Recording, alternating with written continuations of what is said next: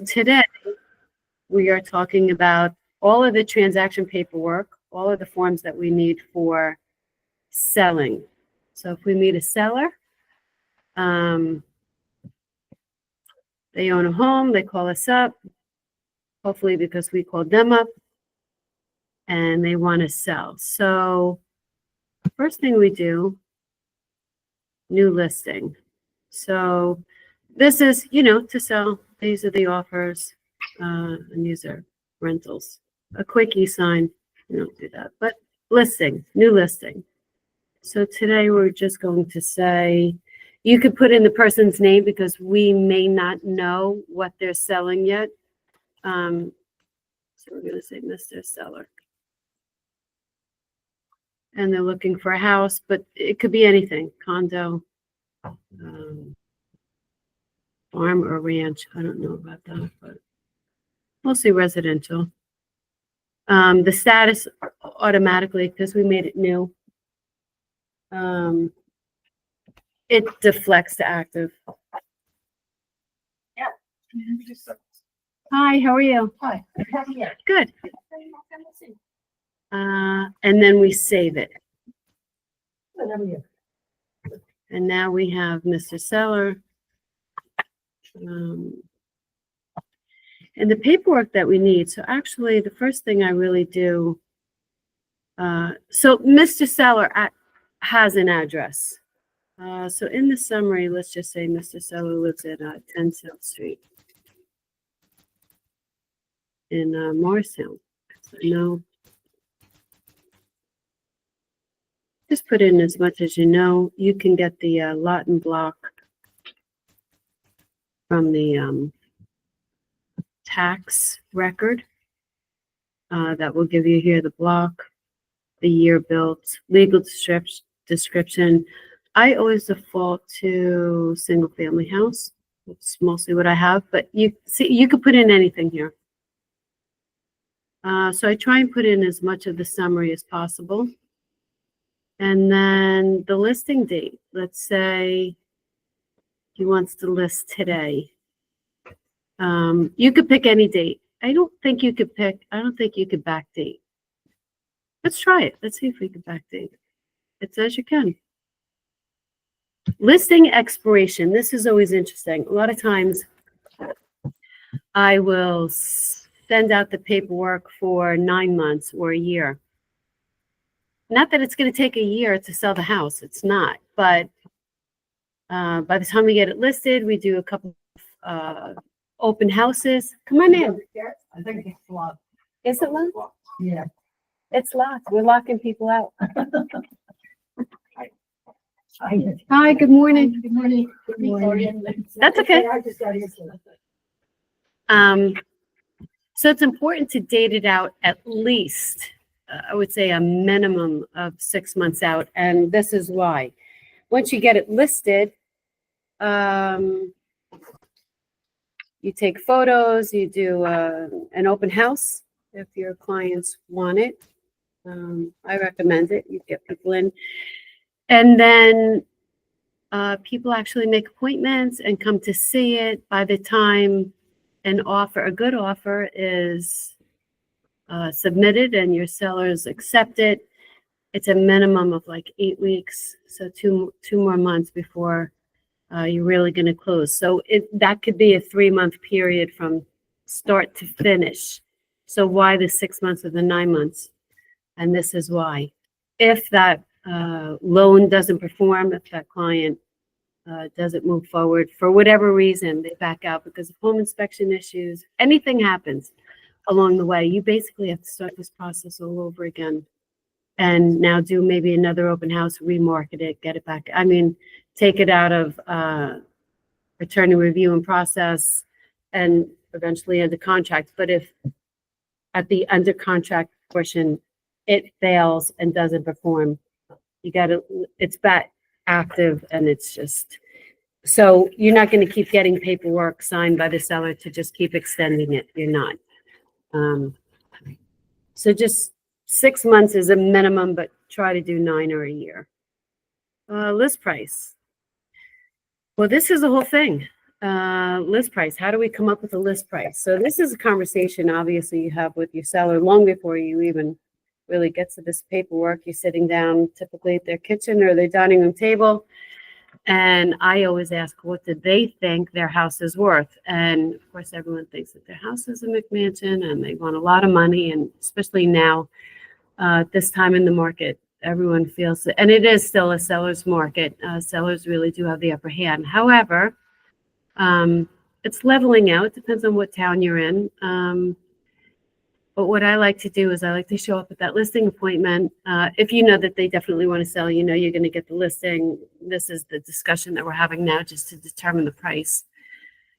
Pretty much what you want to do is walk in, educated and have a comparative market analysis. And it's not so much to say that you're going to pull off other sold comps in the neighborhood, like anything that just sold on their street. Is good, but there's so much more to a sold comp than just what's on their street or another 3-bedroom, 2-bath home. I always like to look at the square footage because I feel like you could have a 3-bed, 2-bath home in 4,000 square feet, and you could also have a 3-bed, 2-bath home in 1,000 square feet. So it's not just the bedrooms and bathrooms. The square footage for me, I feel like is really important. You could find that on the tax data. So when you find similar solds, if 10 other houses sold, I like to print all of those off, look at it, compare it to the subject, which is the one you're trying to list and sell, and see, make pluses and minuses. Like, well, that one has more square footage. I like to pick things that are similar in square footage, but then features, you could look at, this has a 2-car garage and my house doesn't. And then this is a discussion to really have with the seller, and to say, hey, other houses are selling for 600 that are very similar. And the conversation really is, and I mean, I don't want, this is really more about the forms, but, in getting to fill out these forms, these conversations have to happen. So if Mr. Seller says, well, I think my house is really worth 7, you have to show him why you think 6. It's because the last 10 houses, very similar, or the last 2 houses, very similar in size and amenities, condition, age, all of these things are factors. Sold for 6, you feel as though that is the snapshot in the market, and that 6 is a good. And also too, the appraiser, if we get an offer for 7 and the seller wants to accept it and says, wow, see, I told you this is what I wanted to list it for, this is what I'm getting, 7, the house may not appraise for 7. So you really have to have a lot of discussion about this list price. But anyway, let's just say we agree to 600.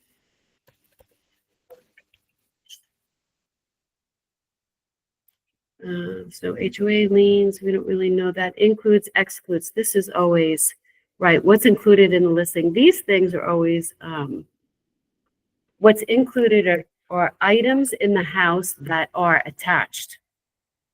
Light fixtures, chandeliers are always a big one.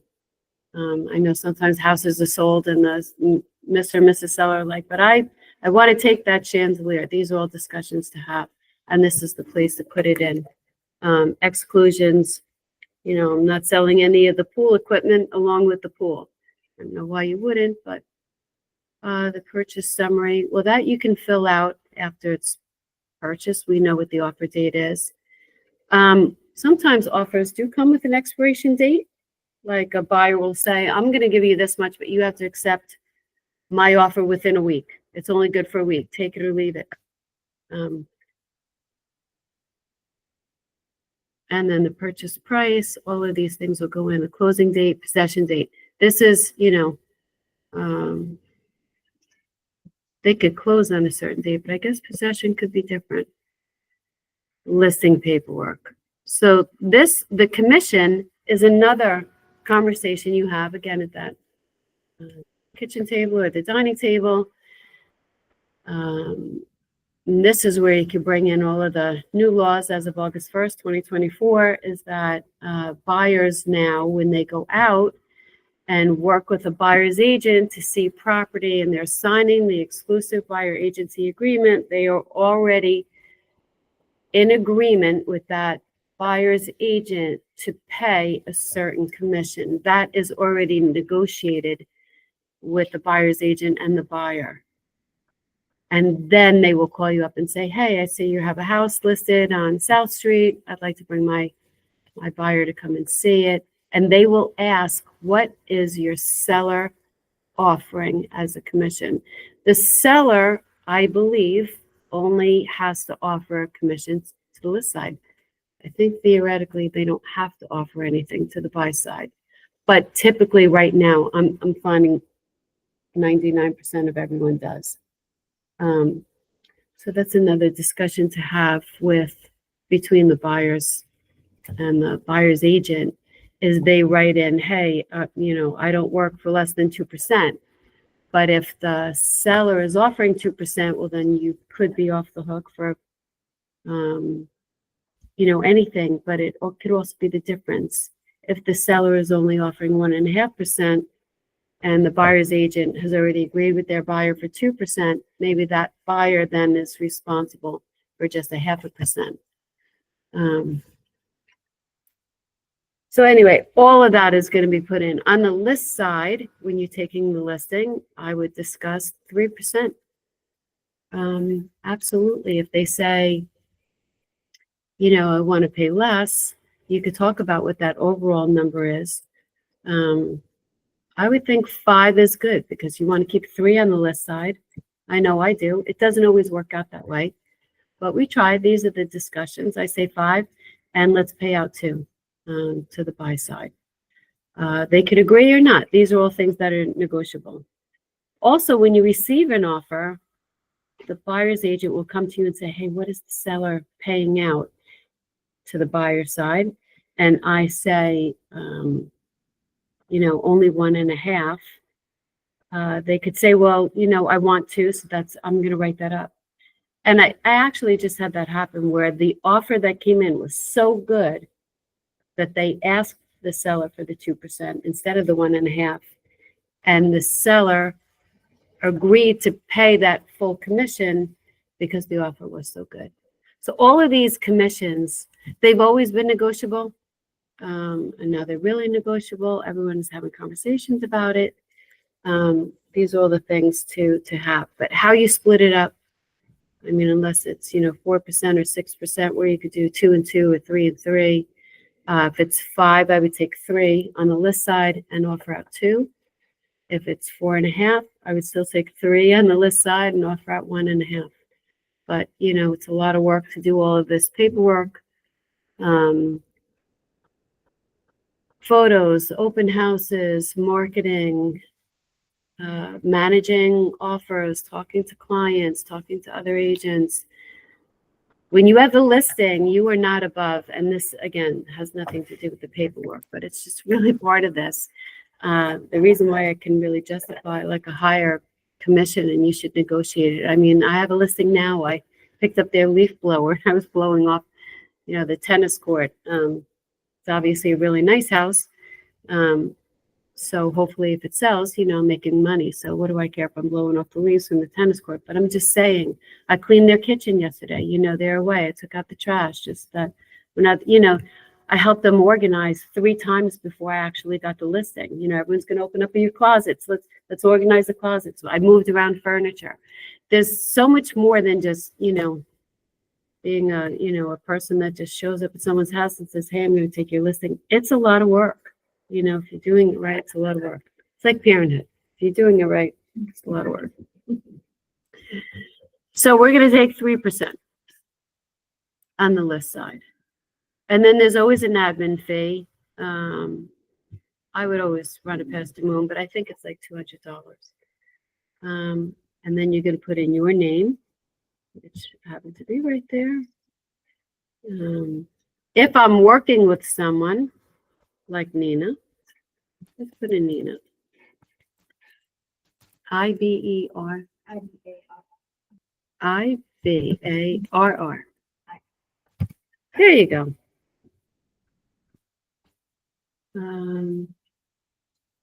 If there's two of you, you could say the commission, the split 50-50. But if there's only one of you, I don't even fill this out, but we're just looking at the forms right now. And then the buy side, well, we're offering 2%. No, let's offer 1.5. Why not? And here's the other 200 again. So I don't know if anyone really understands what this $200 fee is. When it comes time to receiving the commission, because the listing company, A.W. Van Winkle, has to do paperwork and marketing and all this other stuff. When the commissions come in and they get split accordingly based on these percentages, you will get the listing agent on the sales side. We get an additional 200, and the buy side gets less 200. So it is the percentages plus or minus the 200. And that's always there. And then we could fill out who that agent is. So that's good. We don't know who that is yet. The parties on the list side. So actually here is where it would be Nina and I. Let's see. I put them in my agent ID, which I don't know why that didn't pop up. And my license number. You have to know all this. Took me a while to remember it. License number for A.W. Van Winkle.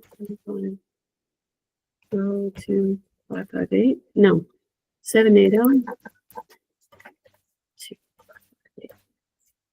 Full name. Office ID. 1874. I think 1874 or 930. One is for New Jersey MLS, one is for GS MLS, because I belong to both.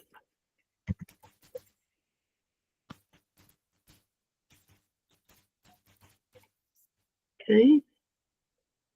I always put in my cell number here too. Fill out as much of this as I can. I never put in the fax number. Save it. So now I'm in as the listing agent. I would also put in Nina. For the purposes of the selling paperwork, let's just go to seller 1. And his name is Joe. His last name, seller. And I would need an email for him. And his street address, I said, was 6th Street. And Morrison. Okay. And I'm going to save him. And he really does need an email to do a lot of other things. But the documents, here we go to the document portion. So what documents do we need? If you go across to all forms, everything we need, consumer information is always first. Explains agency. Hold harmless. I still do hold harmless. I guess you have to, sellers and landlords. Informed consent to dual agency. This one is for sellers.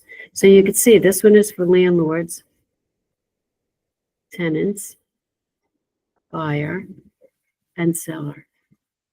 When you hover over it, you could see what's left at the end of that sentence. Okay. Residential listing agreement. That's added. And the seller property condition disclosure. This is mandatory now. I feel like it used to be optional. And that's it. And then if you just click anywhere on the screen, that will go away. And then these are the forms. You have to get all of these signed by the seller. Let's just go through each one. Consumer information. Again, we discussed this when we were working with buyers, sellers, renters. Doesn't matter. It's all the same. Consumer Information Statement of New Jersey, real estate relationships. This is exactly what it is. It's just discussing the relationships that we agents have with the client, because the clients have all different motives to buy, to sell, to rent. And this one, as the seller's, this is the seller's agent works only for the seller to secure a buyer for the seller's home at a price and on terms acceptable to the seller. The seller's agent solely represents the interests of the seller and has legal obligations called fiduciary duties to the seller. These duties include, without limitation, reasonable care, undivided loyalty, confidentiality, full disclosure, and the duty to account. Sellers' agents often work with buyers, but do not represent the buyers. In working with the buyers or their representatives, the seller's agent must act honestly and treat all parties to a transaction fairly.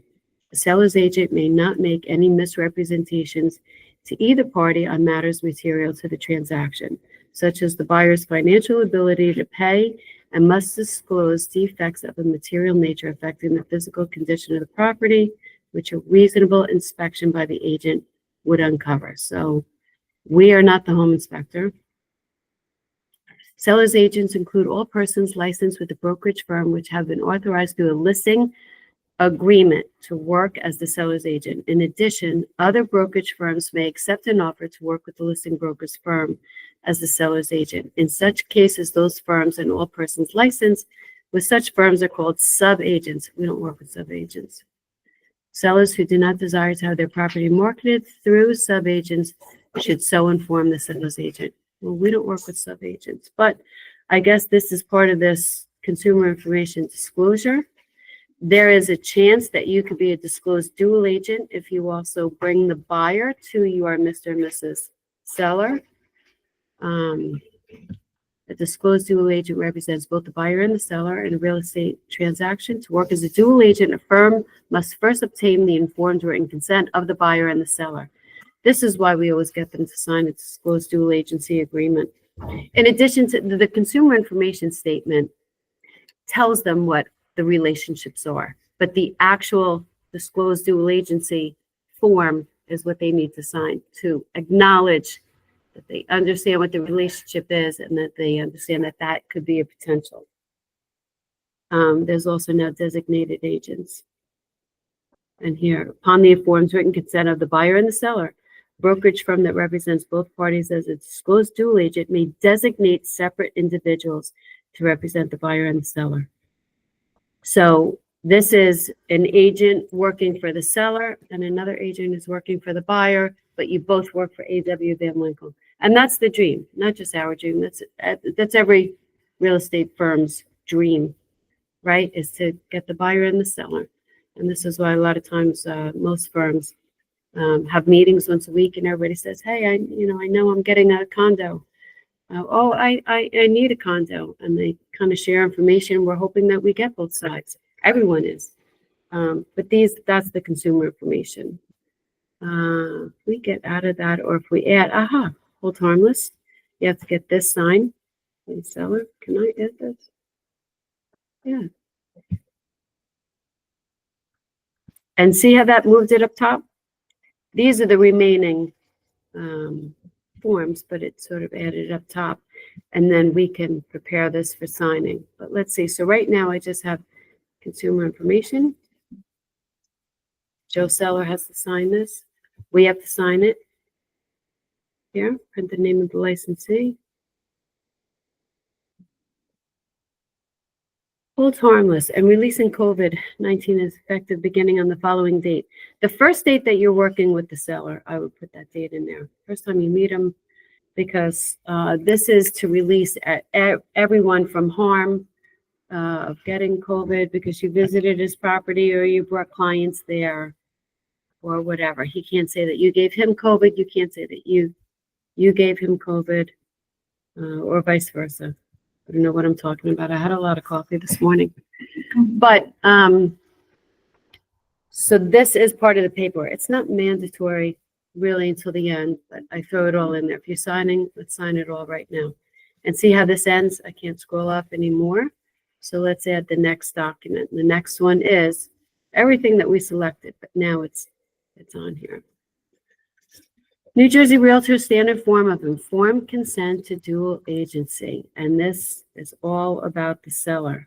Letting that seller know this full disclosure right up front. This is what's happening. This could happen. This is a possibility. That's all. It's just being upfront and matter of fact about, I could do an open house at your property and someone could walk in. We just did open houses. Actually, Nina and I did some open houses last weekend, and Saturday it was crazy. Sunday it was even crazier. But the first thing you ask when someone walks into your open house, it's your listing. People walk in, hi, welcome to my open house. Are you working with someone? And I just think that should be standard. I know some people don't do that, or they'll find out if you are working with someone and they still try and grab you as their client anyway, which I feel like is wrong on so many levels, because I think we should all be very professional in this industry. I don't want to be known as a car salesman. So anyway, that was a joke. Here we go. So this is the disclosure as a disclosed dual agent of both the seller and the buyer. So there is a chance, right? So if someone walks in, I got off task. If someone walks in and they're unrepresented, well, then you could say, hey, I would love to work with you. Maybe I can, I'll walk you around. I'll share any information I have, anything you ask. And should you decide that you want to move forward and submit an offer, if you start wanting information like the seller's disclosure, you want me to start sending you documents, I do have an exclusive buyer agency agreement that we should take a minute and talk about. By law, you could blame the law. The law's changed August 2024. Before that, we didn't really have to do it. Now it's the law. I'm not going to like if they say they want to come back the next day and they've already been in the house, that's fine. Anyone can walk in unrepresented to an open house. The minute they want to come back an hour later, the next day, the week later, whatever it is, they need you to walk them through the door. You are their agent. You are the procuring cause. You just walk them across the threshold. They are your agent, your client. And as their agent, you better have that exclusive buyer agency agreement signed before you walk them back in. I don't care if they already saw the property and I don't have time to sign it now. Can I sign it late? Send it to me. I'll sign it when I get back to my desk, but I'm in the area right now and I want to see the house. I am so sorry, but you know what? Right now doesn't work for me. Say whatever you want. Say whatever you want. Do not, because once they get in, without that paperwork, they could come in and see it, go home and call their cousin Mary Jo and say, I saw this house twice. It's really great. Can you write up the offer for me? And now Mary Jo gets the commission, and you're the one that had them on the property twice. So that's happened to me only once, right? Let that happen to you once. That's like a $20,000 lesson, and then that never happens again. So filling out this form. So once we put in, a lot of things, it just Joe Seller came up, A.W. Van Winkle came up, I came up. That's it. The date so we could do some of this. Let's add the residential listing agreement, because this is this is what we really need. This is the actual listing. Residential listing agreement for sale or lease. The seller. The brokerage. Here, the seller's address. So actually, sometimes this does populate. If it doesn't, look, I could write in here. I think it was 20 South Street in Morristown. So if it populates, great. If it doesn't, you could just add it in. Click anywhere, goes right in. I don't put in their phone number. I guess you could. This isn't really going out on a listing, which, by the way, when you actually have the listing, you do not want to put the seller's phone number there. In the place of the seller's phone number, you always put your phone number. Oh, so here, the seller's primary address is this. The residential listing agreement is entered in between the seller and landlord of the property known as 10 South Street, Morristown. So I should have made this 10 because it was, we're actually, well, there's a couple of different things. But so I have a situation right now where someone lives at 1404 Manhattan Avenue, but they're selling 1400 Manhattan Avenue. Sometimes sellers are not always selling where they live. They're selling the house next door because they own two, or they're selling a house down the shore. So these two, today, for this purpose, I made them both the same. Mr. Seller is selling the house that he actually lives in. But sometimes these two addresses are different. As shown on the municipal tax map of, I have Morris County. Maybe you could put in New Jersey. The lot and block, if I would have put that in the summary, this would have auto-populated here. If the property is condominium, and the broker as exclusive broker, non-exclusive broker. We are exclusive. It's just listed with us. Agency disclosures. There, oh. I got excited. I thought I had a question. Okay. Brokers intend at this time to work with the seller, landlord. We always say we are the seller's agent. We are a disclosed dual agent if the opportunity arises, and disclosed dual agent with designated agency if the opportunity arises. Just check all three. This one actually covers this one, but check them all. The term, we're going to say today. Actually, I think we said Monday. And shall expire on midnight of, go out, December 31st. And have this listing until. The sale, I think we said 600,000. This should have auto-populated too. Why it didn't? Multiple listing service, another database. Seller landlord authorizes the broker to submit this agreement and related information to one or more of the following multiple listing services. For me, I belong to two boards, so I'm going to say GS, MLS, and NJ, MLS. They have to agree as to where you are going to market it. And why wouldn't they agree to that? Because if you're marketing it, offer exclusive seller and landlord shall initial here. Okay, so that's additional authorizations. This one is big.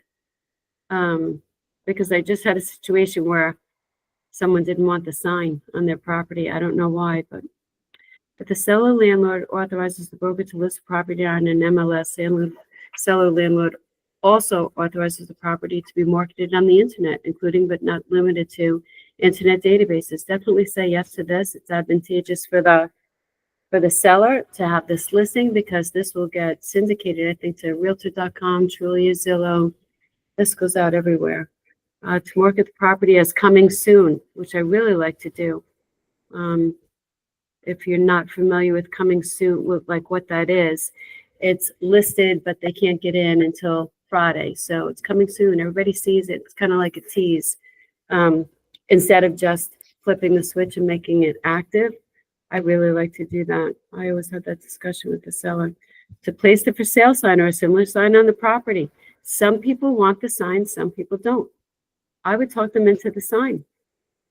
Why not? We're trying to sell it. Why not try everything we have to get it sold? That's what you're hiring me for. That's my job. I had a listing in Union City. We keep talking about this. I can't wait for this property to close. But it has given me a lot of good stories. The sellers who lived at 1404, but they're selling 1400. I put a sign on 1400. And they wanted me to start out at a ridiculous list price. It was the only way I was going to get the listing was to agree to it. 2.9 million. The house should be pushed down a cliff, bulldozed. But they think 2.9. It's a seller's market, Ann. I said, okay. All right. Okay. I think I know it's not worth that, but okay. So, you just say yes because it's not your house, right? We could educate them, bring a CMA, bring the comps, do all of the work, say, but 6 other houses that are 2.9 million are move-in ready with garages underneath, and they were built last year. This is from the 1900s. So if you have 2.9 million in your back pocket and you want to make a purchase, are you going here or are you going here? So, but anyway, I took it, right? I took it. I listed that house. At that time, I also belonged to Hudson MLS. I listed that house in New Jersey MLS, GS MLS, and Hudson. It's like listing in 3 different phone books, right? So everyone could find this house.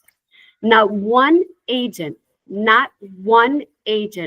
called me for a year because they saw it in any of these MLS boards. They may have seen it, but when you see what it's listed next to in the same category, they didn't call me.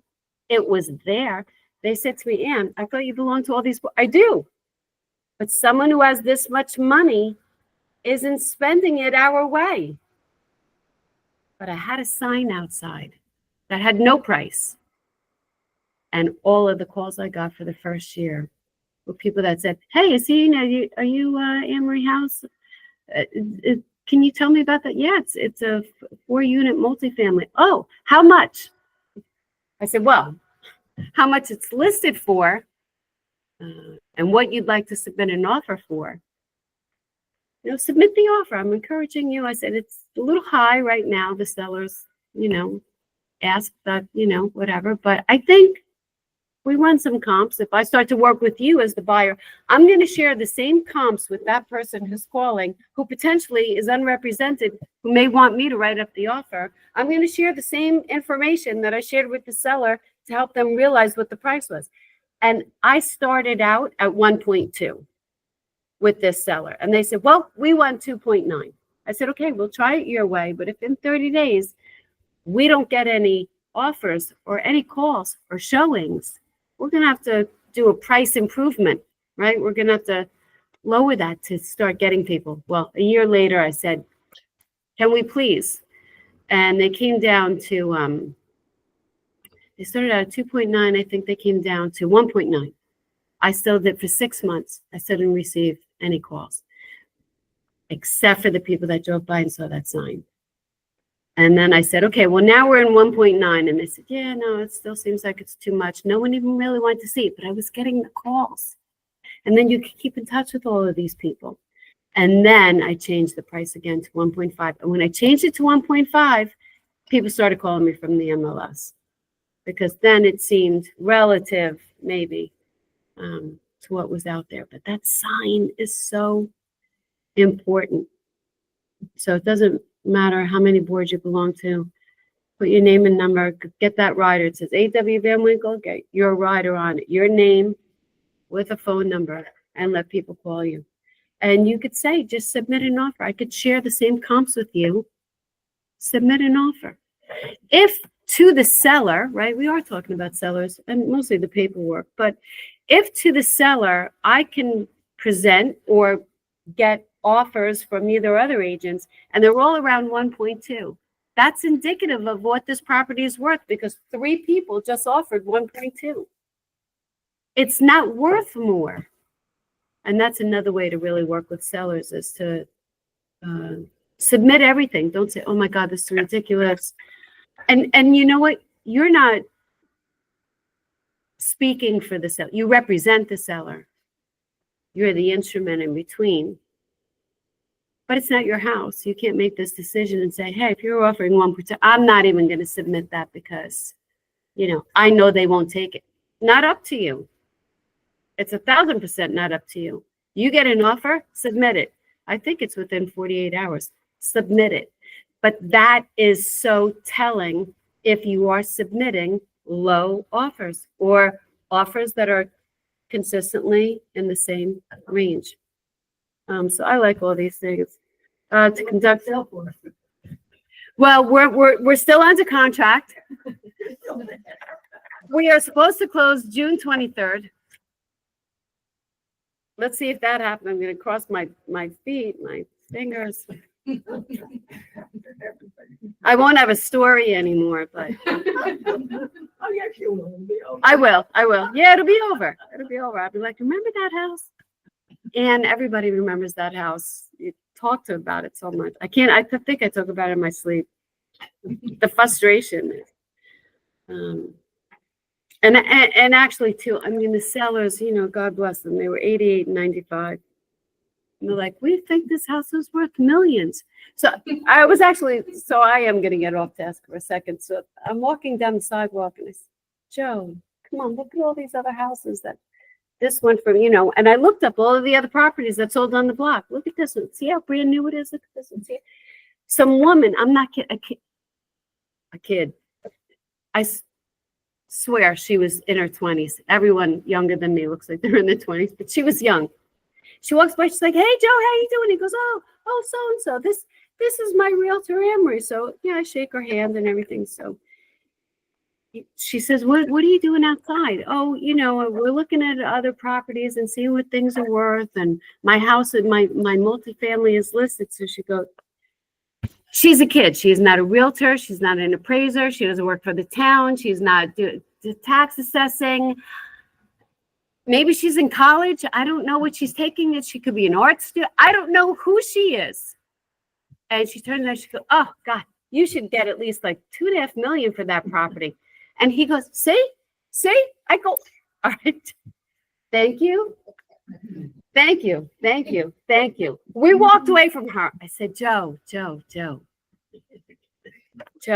She's but this is who he's listening to. Not us, the professional. Not us. I have comparative market analysis. I worked on it for hours. But this girl walks by and goes, you could get at least $2.5 million. I said to Joe, is she buying it? If she wants to offer $2.5, if she thinks that that's a good price, I'll represent her. Let's submit the offer and waive the appraisal. And let's move forward because it's not worth that. But, this is where your sellers get their information from, the girl that walks by. To conduct open houses, this is if you want to do it. If they agree, don't agree, I like to check it. We did it. We had fun. And sometimes, not for this part, you're not really using the seller to do an open house to get other business, but you get other business. People walk in, they go, oh, well, I really like this 4-bedroom. Yeah, no, I need 5. I need more bathrooms. My mother-in-law's moving in. My kids came back from college. Everyone's still home. I don't want to share a bathroom with that. I need a 3-car garage, whatever. Then you're like, oh, okay, so if this property isn't for you, let me take your name, your number, your email address. Do you have anything? Yes, I do. I absolutely do. I have tons of other stuff. And then you go to your MLS and send it to them. You could pick up other buyers this way. So I love to do open houses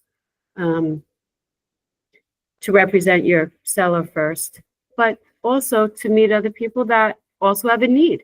As a real estate agent, you are fixing everyone's need, where to live. To disclose to the MLS participants and subscribers and licensed certification appraisers and any buyer who knows what this means. Additional authorizations to disclose to MLS participants and subscribers and licensed certified appraisers. Yes. You're going to be working with the appraiser. Not really. I mean, they do come on the buy side and any buyer closing costs and concessions. But listen, if you check this box and it, your real estate attorney is going to straighten you out at some point. To have photographs and or videos taken. Yes. Check the following. No, buyers aren't going to take pictures. No. To place a lockbox. This is another one. I talk everyone into a lockbox. The lockbox, when you set up the listing, we're going to go into Supra and showing time, and you're going to put in, you don't put in when it can be shown, you actually put in when it can't be shown. You take out early in the morning, you take out later in the day, you could take out a day that the sellers are not going to be around or they are going to be home and they don't want to deal with, people coming and showing. So in that showing time, you take out what's not available. But The point with this is that the lockbox records everyone who shows up. So in case you don't know what the super lockbox does, you take the homeowner's house key, you open up the bottom of the lockbox, put the key in it, close it. You know, Mary Jo comes along, she wants to show the property. She has the app on her phone. She puts in her own code. She activates the bottom of the super lockbox. Everything blinks, opening the lockbox. She pops it up. This key comes out. She gets in and she shows it. It is recorded. I convinced my people just this recent listing, like, we need this. They're like, well, we could put a combination up. A combination lockbox just has a key in it. We don't know who's accessing that combination box at midnight. At least the super has got restrictions. I believe it won't open after 9 o'clock at night. I believe it won't open earlier than 5:30 in the morning. I block off certain times anyway, but yeah, you want to control that and manage it. It's your listing. It's your responsibility. We are all like licensed and fingerprinted in the state of New Jersey. I tell everyone, when you get to the time where we're doing an open house, if you have anything in this house, money, jewelry, remove it right now. Send it to your neighbor's house, send it to your mom's, pack it up, take out a safety deposit box in a bank, get it out, get everything out. We are all licensed and fingerprinted with the state of New Jersey. We are all responsible for where our clients go in that house. But, you know, someone could distract you. Kids could run another way and maybe somebody could grab it. I don't really know. But remove it from the property. Get rid of it now. Secure it. And then we don't even have to have this discussion. And if something you noticed was missing on Tuesday, you know, you were there Tuesday at lunch, the seller, and their ring was on the kitchen windowsill over the sink. They took off their ring, washed some dishes, forgot to put it back on. There was a showing at 6 o'clock. You went out to dinner with your husband. You come home, that ring is missing. I know who showed it 5, 6 o'clock. It's a record. I love the lock boxes. Records everything. Okay. I'm really getting off task. Commission. This is the big one. Seller landlord agrees to pay the broker commission as follows. Exclusive agreement. We are always this. Non-exclusive regardless. Let's just go ahead. Lease. We're not doing the lease. Purchased by tenant. If during such tenancy, tenant at any time purchases the property, but unless you're renting it, that would be like rent with an option to buy. Seller landlord shall pay the broker a commission of commission payable by seller landlord, protection period. I don't fill in any of that. Concessions, I don't fill in that either. Here we go. This is what I want. Commission splits. Listing brokers usually cooperate with other brokerage firms by sharing information about their listing and offering to pay part of their commission to the firm that produces the buyer. This is generally referred to as the commission split. So the buyer's agent will call up and say, hey, Ann, I see your listing at 10 South Street. What is the seller paying out? Because now it's no longer on the listings anymore. Some listing brokers offer to pay commission splits of a portion of the gross commission, usually expressed as a percentage of the selling price, less a significant dollar amount. Other listing brokers offer a portion of the gross commission, less only a minimal listing fee, or less zero. The listing fee is that $200 or $300, whatever it is. The amount of the commission split your broker offers can affect to the extent to which your property is exposed to prospective buyers working with licensees from other brokerage firms. This means if your seller, and this is another good point to bring up with your seller when you're having this conversation, you're taking the listing. If you don't offer a commission split to the buyer's broker, what incentive does that buyer's broker have to bring their buyer there? They're not getting anything. Although now they have already an agreement with their buyer, but they do, but it is better if the seller is offering. So I always say you have to offer something to to the buy side, because if our house is offering 0 and the next 6 houses on the block are offering 2.5%, where do you think that buyer is going to bring that buyer's agent is going to bring their buyers? It's illegal of the buyer's agent, because if your house is the best house for their client, you should bring them there. Absolutely, regardless. But this is why now it's so important for the listing side to offer something, but for you to have your agreement in place so that you do get paid for working. On the listing side, the broker is offering a commission split of, what do we say, 1.5%, 1.5%? Oh, 5% minus the $200. That is the to the cooperating firms. Anne Marie, Who is that? this Somebody- is Isabel. I have a question for you, if you don't mind. Yes. So just to give you a little background, I do this on a part-time basis. So seldomly do I work with clients throughout the year. I don't often have them. So since last year, with the changes happening, I hadn't really helped anyone with a home purchase. Okay. With that being said, because everything was still new as far as the commission is concerned, I really didn't know how to approach it at the beginning. And I do have a client that I'm working with right now. So Wait, do. just hold on for a sec. Can everyone hear her? Okay. Okay. Is there a way for me to turn this up? Because this is a really good question. Can I turn up my volume? Just hold on. Sure. My speakers. Okay, I'm going to go up. Okay, let's see if that helps. Okay, ahead. I'll speak louder. So I wasn't sure how to approach it with as far as the commission is concerned, but I have a clear understanding, or at least I want to say my client and I have a clear understanding of how that would work. But I didn't know how to approach it with the other agent. Now, I did have a listing that came up that I went to show my client, and this agent automatically on his text back to me wrote down what the seller is giving.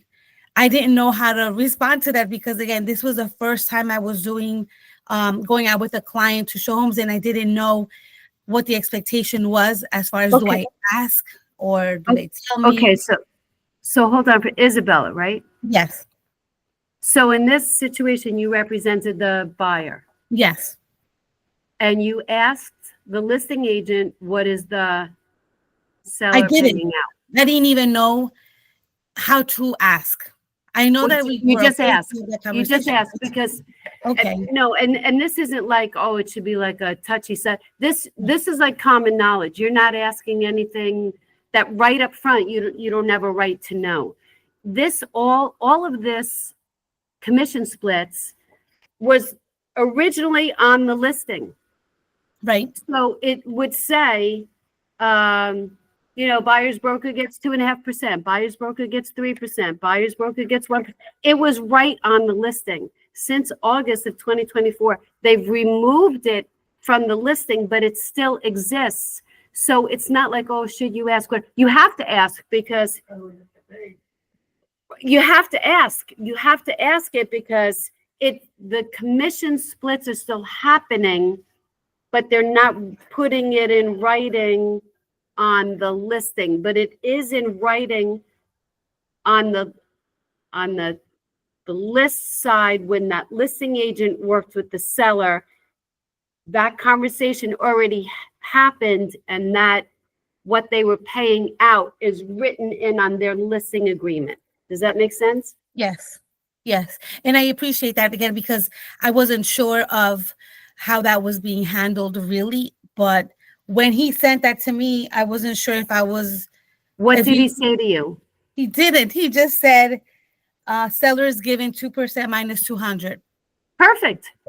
I didn't know if that's your commission. Is that No. That's yours as the buyer's agent. 2% Okay. is yours. Okay. So on this And this is so we don't work with sub-agents. We do work with buyer's brokers, yes. Transaction brokers, no. The lease, forget the lease side. Buyer's brokers, yes. What are we offering? We're offering here 1.5. Okay. So when you show a property, or before you show the property, and hopefully you already have your exclusive buyer agency agreement Yes. On your laptop, and your ZipForms already signed, docu-signed by the buyer. If you agree to a certain whatever percentage with let's say your buy, okay, what did your buyer's agreement with your buyer say? 2% commission. That's what you had, your agreement with your buyer. Correct. Okay. So then you asked the listing agent, what is the seller paying out? And he said 2%. I honestly didn't ask. I didn't know I should be going. I didn't know for every offer that I've put in that I should be asking. I'm not Right. So, and I get that things have changed, and you don't do it that often. And when you don't do it that often, right, you don't know. Right. But I appreciate you telling me this now. Then I know that I'm okay to ask, before I. No, it's right. So you have to change your mindset. You have to ask. But there's a part of it. If you're already getting exclusive buyer agency agreements from all of your buyers, and they're paying 2%, let's say the seller, the listing side is offering to pay 3%. So you submit your offer, it gets accepted. When it goes to closing and they're doing the HUD statement, I mean, you're going to get 3%.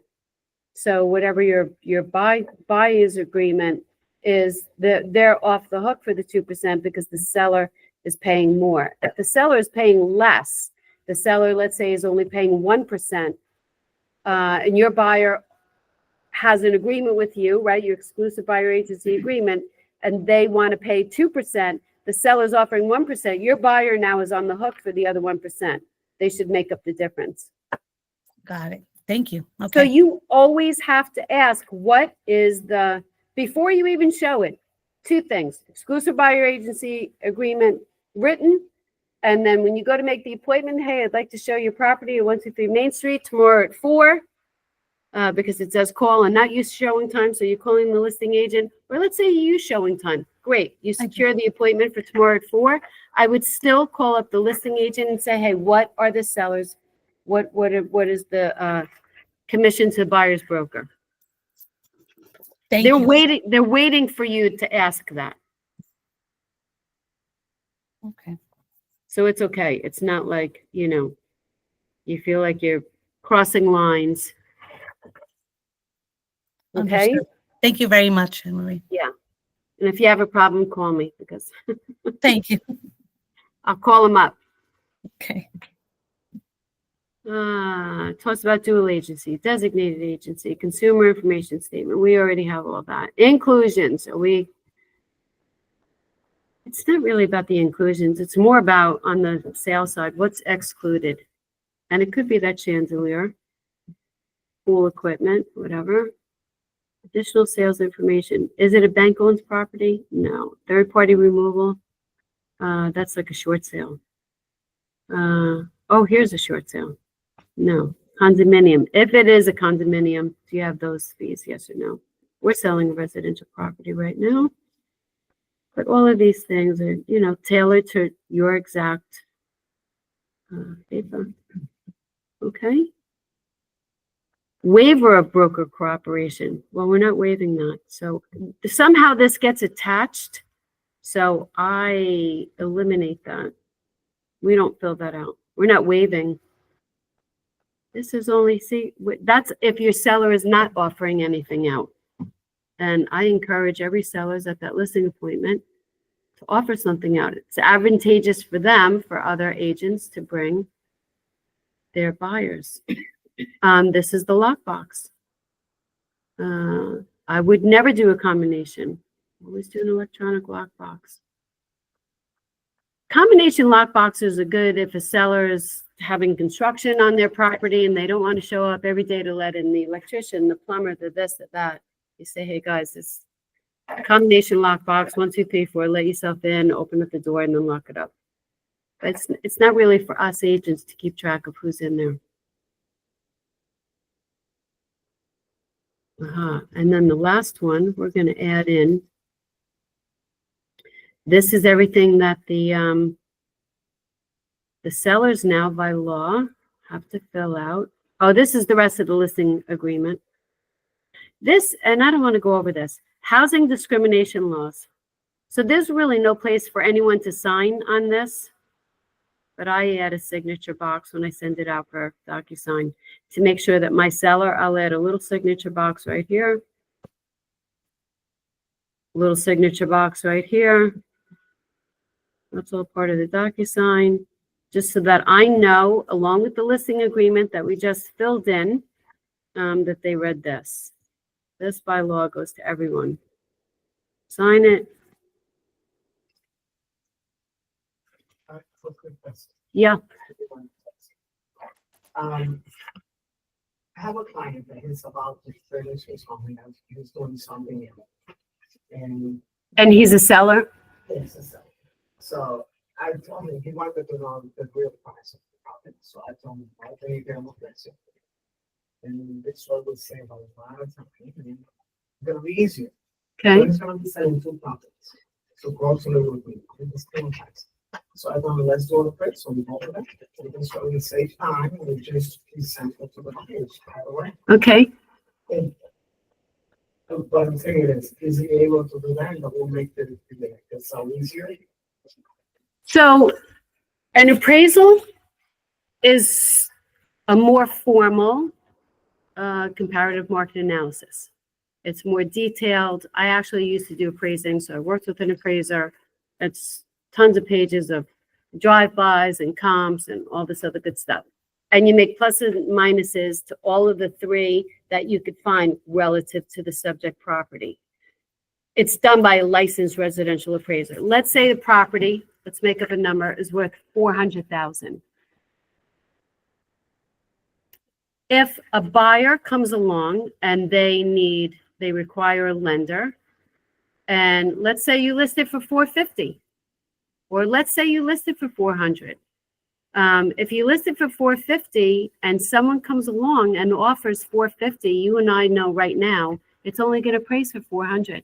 So that buyer, if they need a lender, the lender's going to find out that it only appraises for $400,000, and that's what they're going to, I believe, this is a Norberto question, but I believe that's what the lender is going to give them. They're just going to give them the $400,000. They're not going to give them $450,000 because the buyer wants to pay $450,000. So let's put it this way. Let's just say the house is worth $400,000. I'm buying it and my mom lives next door. To me, it's worth $450,000 because I really want this house. My mother lives next door. For me to be next to her, take care of her, she's getting older. This is a property I want. It's worth $450,000 to me, but the appraisal says $400,000. I'm going to offer $450,000 unless I'm a cash buyer and I could just pay it and I don't really worry about the appraisal, right? It's worth it for me. Then that now is the new value of the house, because once I buy it, that is the most recent sold in the neighborhood for other relative houses that are the same size. That just is going to raise the bar in the appraisal world. But let's say I need a mortgage. My mortgage company is only going to lend me $400,000. And you may want to pay $450,000, and that seller may want to accept $450,000. But we're only going to give you $400,000 because if you default on the loan and you don't pay it, we reassume this property. We can't sell it for $450,000 if that's what we gave you. We can't get our money back. We can only get back $400,000. So if I want to bring $50,000 to the table at closing and pay the difference between what my lender will give me and what I can want to purchase it for, well, then that's on me. I'll pay the $50,000 because now even if I default on the loan, the bank is still assuming a property that they only gave me $400,000 for. and they could resell it.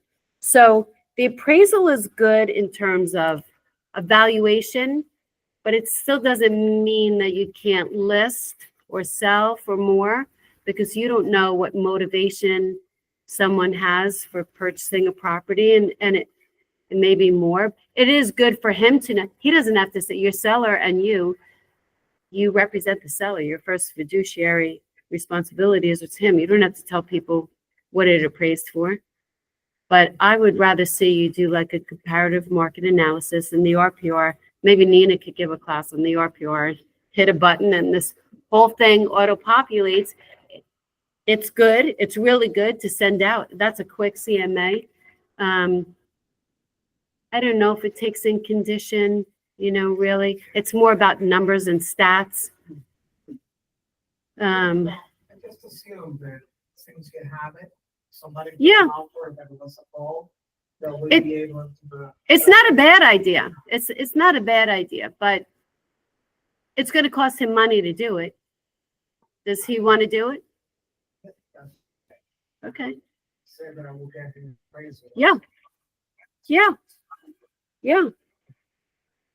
So getting back to this, everyone's going to initial the bottom of all of these pages, but they are going to sign there. Seller's property condition statement. I think we talked about this, and we don't have to go through it really, but this is for the seller to sign. Yes, no, unknown. Age of the house if known. A lot of times that comes from the tax record. Does the seller currently occupy this property? Okay, in the case of my Manhattan Avenue, no, they don't. They live someplace else. Everything you know about the roof can be disclosed here. Everything you know about the attic, basement, crawl spaces.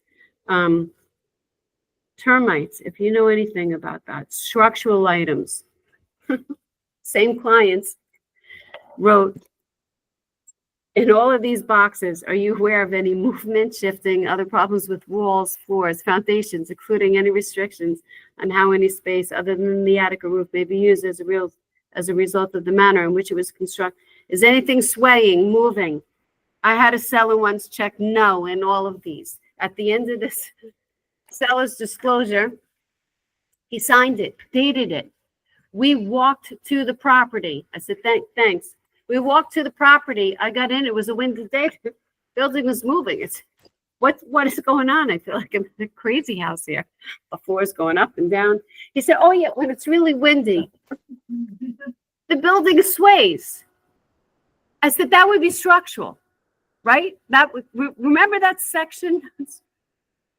That was the time to check yes. He said, no. Even George Washington Bridge sways. I said, okay.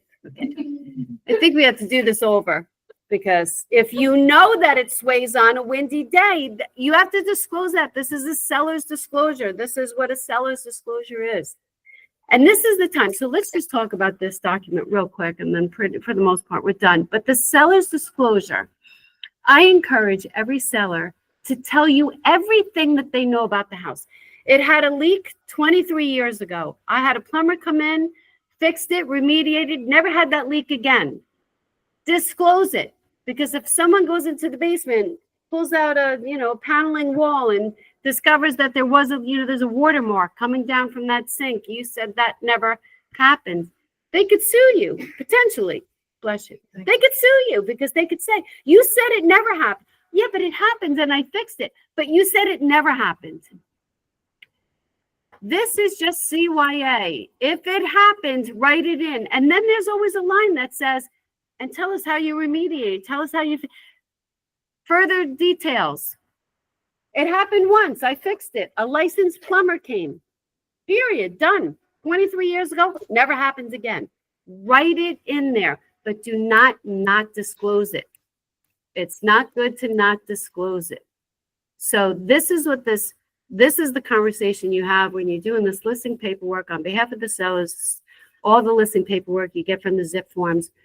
You want to have an honest conversation and say, please just say that it happened. Please don't. And by the way, I think also by law, I don't know, maybe someone just told me this, and I'm not a risk taker. So I said, okay, sure. But I never fill any of this out in my handwriting. I could put in their name and the address, 10 South Street, whatever. And I say, this is for you. to do all the, and I can't sit there and say, hey, I'm going to ask you the questions and I do the checking.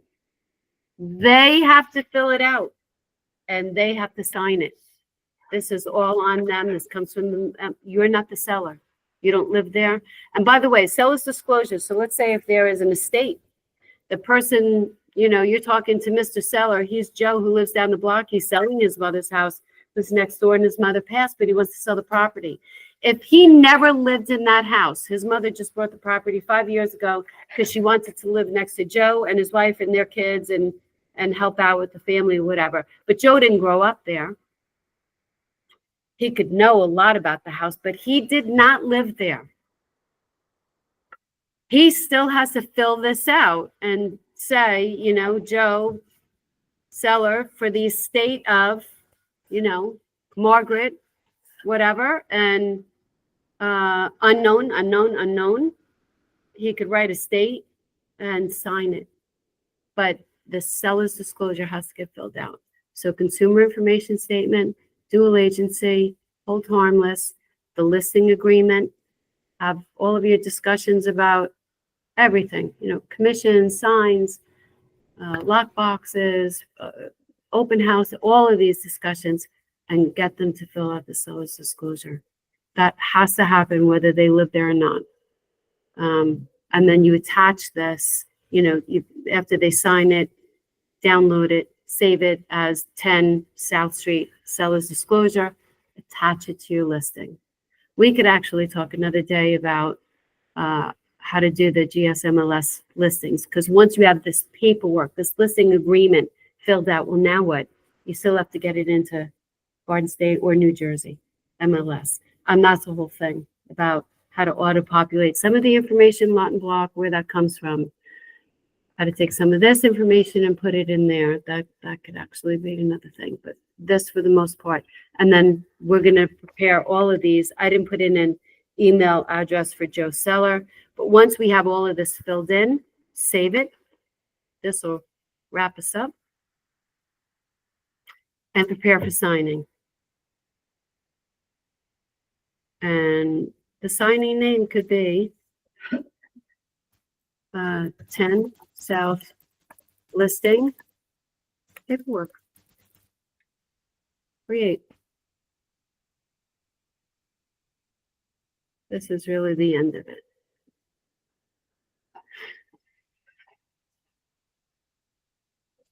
And then you send all of this obviously to your broker too.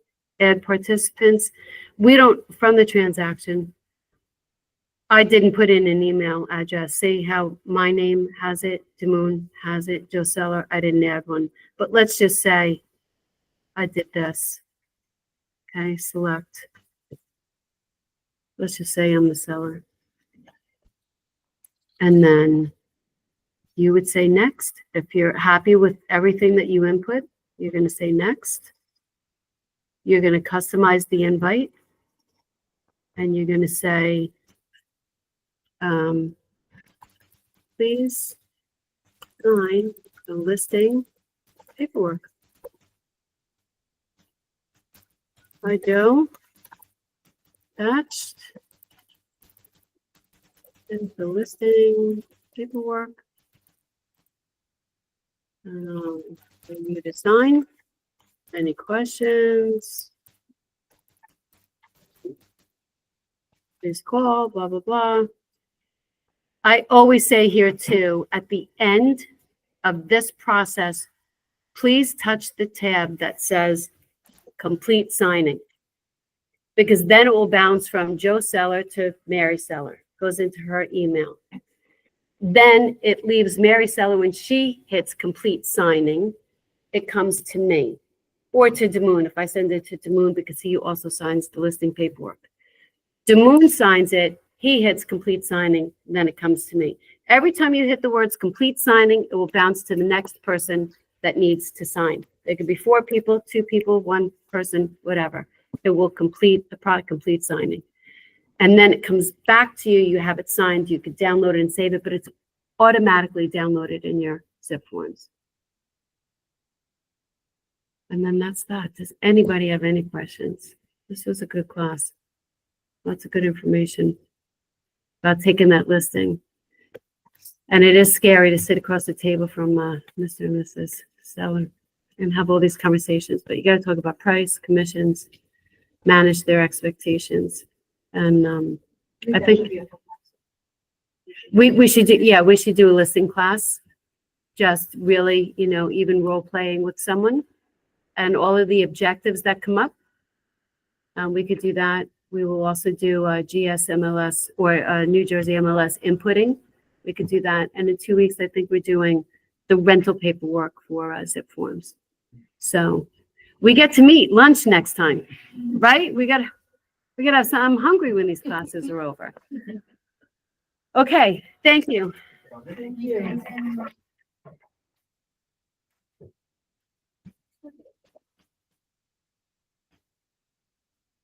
Some of these classes will be in for sensitive. Oh, there's Isabel. There she is. Thank you so much. I really appreciate everything you I said. love your picture. You know, it's funny when I saw that, I said, my God, my kids, I got to get another picture in there. I love it. You look so happy. Oh, thank you. Nice to see you.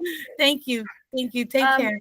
How do Elijah, how do I get everyone off of here? Or am I going to take all of my people home? Let's take everyone home with me. Left the meeting. Am I done?